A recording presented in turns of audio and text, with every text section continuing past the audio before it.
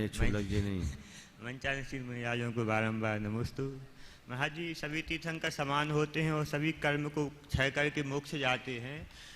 अब उनका यश कीर्ति नाम कर्म आदि शेष नहीं रहा, फिर क्या कारण है? किसी तीर्थंकरों का बहुत नाम होता है, यश होता है, और किन्हीं का बहुत कम। ऐसे ही बलभद्र, नारायण, चक्रवर्ती आदि किन्हीं का बहुत नाम होता है और किसी को नाम ही नहीं जानता है। कृपया समाधान कीजिए। बहुत अच्छा सवाल है। देखिए, यश अपयश हमारे कर्म शास्त्र की दृष्टि से दो पृथक पृथक कर्मों के निमित्त से फैलते हैं। यश कीर्ति कर्म हमारे सुयश को फैलाता है, तो अयश कीर्ति कर्म के कारण कुख्याति होती है। आपने जो सवाल किया कि जिन तीर्थंकरों का निर्वाण हो गया, कुछ की प्रसिद्धि ज़्यादा, कुछ की प्रसिद्धि कम, तो क्या उनका यश हीनाधिक था? सवाल में मैं एक पूरक सवाल और जोड़ देता हूं जो शायद आप नहीं बोल पाए, कि वो तो चले गए, उनके कर्म नहीं बचे, अब किसका प्रभाव? उनके तो कर्म नष्ट हो गए। तो मैं इस संदर्भ में एक बात कहूंगा। देखिए, यश अपयश और निंदा प्रशंसा प्रशंसा निंदा, ये दोनों अलग अलग चीजें हैं। यश अपयश जगत व्यापी होते हैं और प्रशंसा निंदा व्यक्ति तक सीमित रहते हैं, व्यक्तियों तक सीमित रहते हैं। अगर व्यक्ति का यश है तो सबके मुख पर उसकी प्रशंसा होगी, अपयश है तो आम जन जिनसे उनका कोई सरोकार नहीं, वो भी उसके आलोचक होंगे। लेकिन निंदा प्रशंसा व्यक्तिगत राग और द्वेष के कारण भी हो सकती है। यदि मेरा किसी के प्रति राग है तो चाहे वो कितना दुर्गुणी हो, मैं उसका प्रशंसक होऊंगा।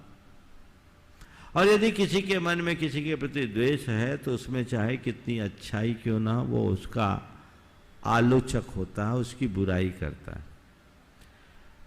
बीरप्पन, बिन लादेन, सद्दाम हुसैन जैसे लोगों के भी प्रशंसक थे। वो कुख्यात रहे, आज भी नाम लोग जानते हैं।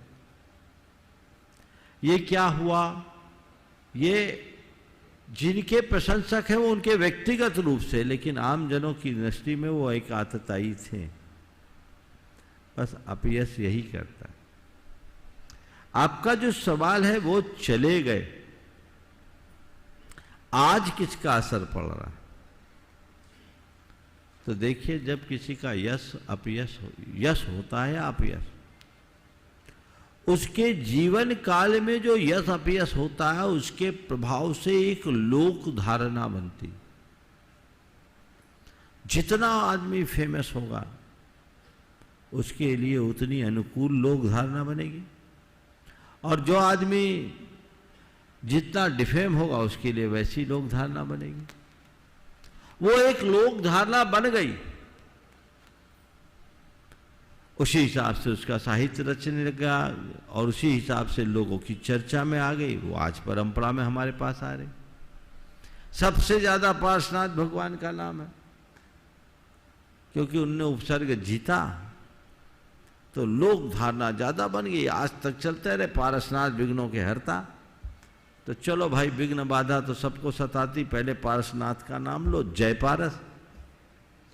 अब पारसनाथ भगवान चले गए, लोक धारणा। रामचंद्र जी एक मर्यादा पुरुषोत्तम के रूप में इस देश में स्थापित हुए, उसी हिसाब से उनका सारा साहित्य रचा गया। आज वो चर्चा में है, नाम आते ही हर व्यक्ति का हृदय श्रद्धा से भर उठता है। लेकिन रावण, हमने आपने किसी ने नहीं देखा, लेकिन रावण का जो चरित्र शास्त्रों में लिखित है उसे देखकर हम आप सबके हृदय में एक छवि उभरती है, ये बड़ा दुष्ट, दुराचारी, अभिमानी व्यक्ति था। तो अब उसके प्रति उपेक्षा का भाव होता है। तो ये एक दुर्धारणा हम सबके बीच में चली आ रही, चलते आएगी। तो कोई रहे या न रहे, उसका कर्म उसके अनुकूल और प्रतिकूल जो एक धारणा उत्पन्न करता है वही पीढ़ियों में चलते रहती है, उस हिसाब से लोग चलते रहते।